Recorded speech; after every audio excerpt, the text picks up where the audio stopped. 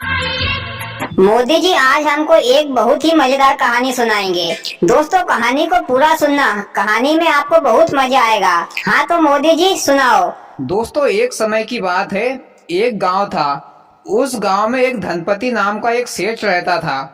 वह मोटा बहुत था। उसके पैरों में हमेशा दर्द रहता था। वह ठीक तरीके से चल फिर नहीं पाता था। इसलिए उसने अपने पैरों की मालिश करने के लिए एक नौकर रख लिया था।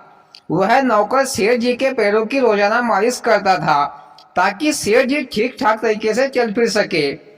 एक बार उनके गांव में दौड़ प्रतियोगिता होने वाली थी और प्रतियोगिता के इनाम में एक कलर टीवी थी।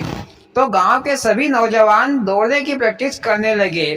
उसी गांव में एक राम सिंह नाम का एक बूढ़ा आदमी रहता था। वह अपने बेटों को रोजाना दौड़ने की प्रैक्टिस करवाता था। उसका लड़का दौड़ने में भी बहुत तेज था। तो राम सिंह को पूरा भरोसा था कि मेरा बेटा ही दौड़ प्रतियोगिता में जीतेगा। राम सिंह ने अपने बेटे का नाम दौड़ प्रतियोगिता में लिखवा दिया। इधर सेठ जी ने अपने नौकर से कहा कि भैया मेरा नाम भी लिखवा कर आओ, मेरे को पैरों में काफी परेशानी है। तो नौकर गया और जहाँ पर दौड़ प्रतियोगिता में नाम लिखवा रहे थे वहां जाकर नौकर ने सेठ जी का नाम लिखवा कर आ गया। सेठ जी ने पूछा कि नाम लिखवा कर आ गए? तो नौकर ने कहा कि जी सेठ जी। कितने बजे का टाइम दिया है डॉक्टर ने? नौकर ने कहा कि सेठ जी कहाँ का डॉक्टर, मैंने तो तुम्हारा नाम दौड़ प्रतियोगिता में लिखवा कर आया हूँ। तो सेठ जी नौकर पर बहुत नाराज हुआ। अरे मेरे को तो चलने फिरने के लाले हैं और तूने प्रतियोगिता में मेरा नाम लिखवा कर आ गया, अब दौड़ेगा कौन, तेरा बाप? तो नौकर ने कहा कि सेठ जी भगवान जो भी करता है अच्छे के लिए करता है, आप बिल्कुल चिंता मत करिए, मैं बाजार से तेल लेकर आता हूँ जिससे कि तुम्हारे पैरों की मालिश करूंगा और तुम ठीक ठाक तरीके से चलने फिरने और दौड़ने लगोगे। फिर नौकर तेल लेने के लिए बाजार के लिए निकल पड़ा। तो रास्ते में राम सिंह मिल गया।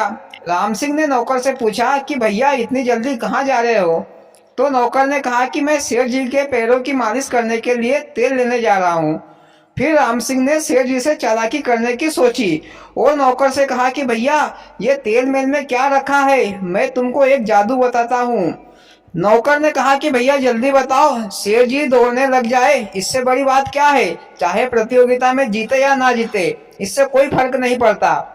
फिर राम सिंह ने कहा कि भैया तुम अपने सेठ जी को लाल धोती पहनाकर दौड़ प्रतियोगिता में खड़ा कर देना, फिर देखना कमाल। फिर नौकर अपने मालिक के पास गया और अपने मालिक के पैरों की मालिश की और दूसरे दिन दौड़ प्रतियोगिता में लाल धोती पहनाकर सेठ जी को खड़ा कर दिया। इधर राम सिंह का लड़का भी खड़ा हुआ दौड़ने के लिए और भी गांव के नौजवान खड़े हुए। इधर राम सिंह ने सेठ जी के हाथ पैर तुड़वाने की पूरी प्लानिंग कर रखी थी।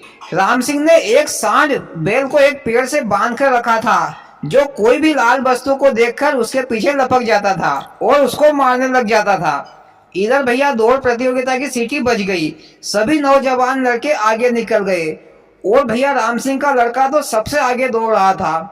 इधर भैया सेठ जी भी धीरे धीरे दौड़ने लगे। तो सेठ जी की सांस फूल रही थी और सेठ जी ने इधर लाल धोती भी पहनी हुई थी। तो सांड बैल लाल कपड़े को देखकर उसके ऊपर लपकने के लिए खींचा जा रहा था। तो राम सिंह गया सांड बैल के पास और सांड बैल की रस्सी खोल दी और भैया सांड सेठ जी के पीछे लपका। इधर सेठ जी ने देखा कि सांड उसके पीछे आ रहा है तो सेठ जी भैया जी तोड़कर अपनी जान बचाने के लिए भागे। अरे ऐसे भागे कि सबको पीछा छोड़ दिया और सेठ जी प्रतियोगिता की जीत वाली लाइन को कूद कर सीधे अपने घर की ओर दौड़ लगाने लगे और घर आकर अपना दरवाजा बंद कर दिया।